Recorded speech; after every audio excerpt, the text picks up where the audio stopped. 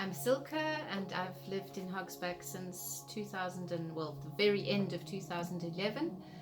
And I was doing yoga up until my move here by myself, and then did not do yoga for quite a while through circumstances, but then just kept up a kind of private practice.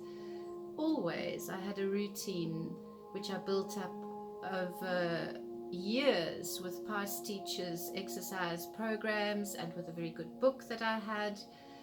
And when Mickey started offering yoga here, and the moment I could, I was not able through circumstances immediately to attend, but as soon as I could, I did. And it was just after Norman, my husband, died, so it was incredibly healing to once again be in a class, and then of course do moves and poses that I wasn't doing in my private practice, and also getting in touch with, you know, a group situation which has its own benefits. And now also again through circumstance, I'm not attending anymore, and I'm dropped the private practice as well, sort of. However, having started yoga 32 years ago, I'll never stop. And as soon as my life is regular again, I'll start my private practice again, and hopefully find a group again in the place I'm moving to. And how did you start long ago? I lived in Yeovil in Joburg. I was a student, and they had the Yeovil Community Centre, and the community centre offered a variety of beneficial programs to the suburb at a very nominal price. I don't even remember if we did even pay. I can't remember that at all, but my boyfriend and I decided, let's go. And really, she was my first yoga teacher. She was a Belgian lady, I think Maria Salat. She did hatha yoga with her husband, Joe, I think his name was. And she was phenomenal. She was a woman in her 60s who could stand on her hands and paddle with her legs. Wow. And a beautiful heart and soul. And she always said, she had started when she was 30. So she had been doing it for 30 years when she was teaching me. And she always said, you can't stop yourself from growing old, but you can choose how to grow old. And yoga helps you to grow old gracefully.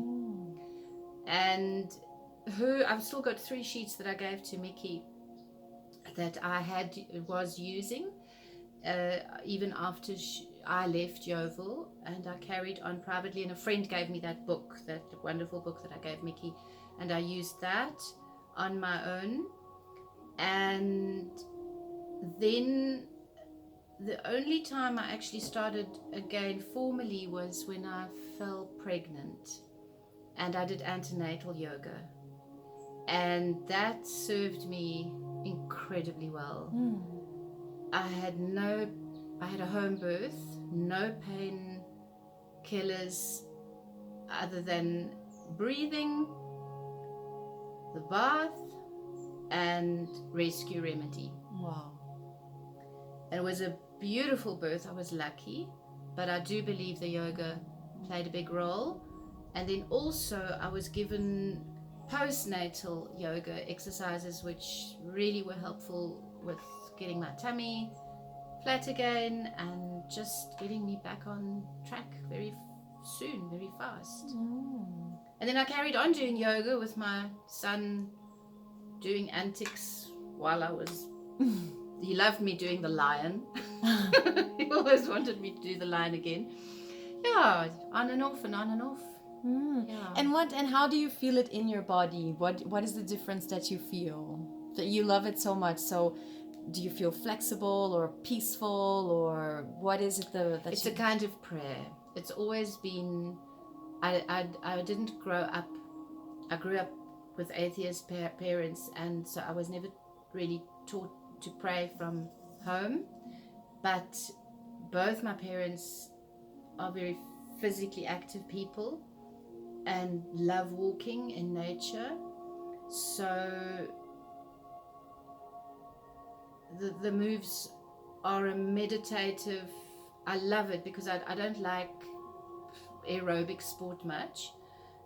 I hate team sport. I'm so not a team sport person. And yoga it just feels right, and it feels like my body is praying. That's so beautiful. So it's a whole total experience, and especially like after all the moves, and even if I can't do yoga, I'm always sort of doing I can just do like one move just while I'm now packing the boxes or whatever, and it'll just make me feel better. And the savasana at the end of a full session, for me, that's often Maria, my first teacher. She would talk through each of our body parts during a savasana and get each part to relax. And if there was pain or anything, she would invite us to breathe in and then send what she called the prana and breathe out the pain. And I have done this, dealt with my own, problems. I had a back injury where I could literally not walk. I could not walk. And it was yoga in combination with chiropractic and a bit of massage that got me back without having to have an op or anything. And the injury is still there. I've got numbness in my foot, but I manage it with yoga. And whenever my shoulder, there's things that are wrong, and I'm not on a medical aid.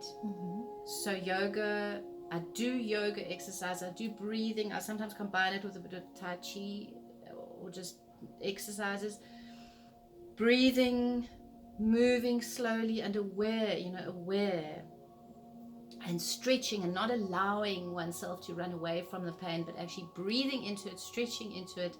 That is my medical aid. It's my pain management, with my body. So it's my medicine. Wow, that's amazing.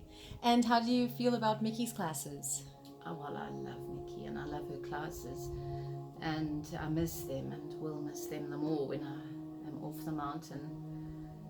This center is an absolute blessing. It's a medicine house as far as I'm concerned, with this view. And Mickey is wonderful because she describes the moves so well. I can do an entire class with her without opening my eyes, mostly, and that I really love. And I love the quality of her voice. I'm very sensitive to voice, so her voice is one of the most beautiful voices there are to my ears.